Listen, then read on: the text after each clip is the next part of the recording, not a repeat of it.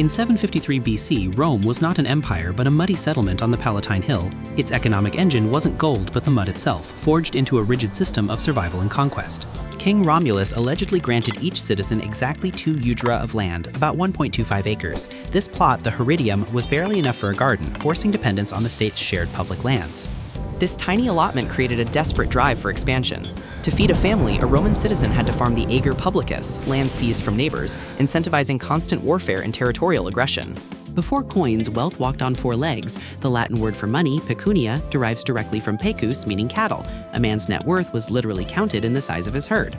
For trade, early Romans used Aes Rude, rough lumps of bronze weighed on scales. These ungainly nuggets were the precursors to currency, valued by weight rather than by a stamped face or denomination.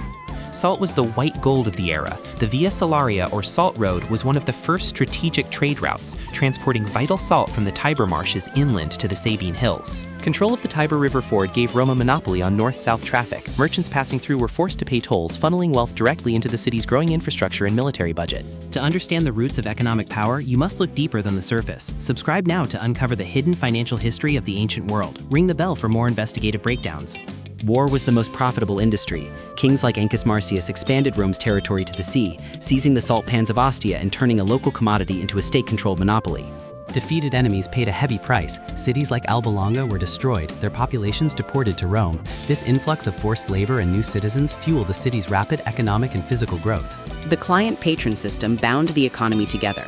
Poor citizens or clients pledged labor and political loyalty to wealthy patrons in exchange for legal protection and small handouts of food or money. This social contract ensured the wealthy patricians controlled the labor force without paying wages. It was a rigid hierarchy where economic mobility was nearly impossible, cementing the power of the founding families. King Numa Pompilius, the second king, reportedly established the first trade guilds. By organizing craftsmen into religious colleges, he allowed non-agricultural specialized labor to flourish alongside the farming majority. Religious festivals were also economic events. They drew neighbors from surrounding tribes into Rome for trade and worship, turning the city into a regional market hub under the guise of piety. By 600 BC, the Tarquin kings began massive public works. They taxed the gains of war to build the Cloaca Maxima, draining the swampy Forum to create a central, dry marketplace. Early Rome's economy was a brutal cycle. Land hunger drove war brought cattle and slaves, and that wealth built the infrastructure to launch the next war, a self-perpetuating machine of conquest. This foundation of blood, salt, and soil set the stage for a republic that would eventually consume the Mediterranean. The modest 2-acre plot was just the seed of a global empire. Did you know cattle were the first cash? Smash that like button if you learned something new, and comment salt if you want a deep dive into the ancient spice trade.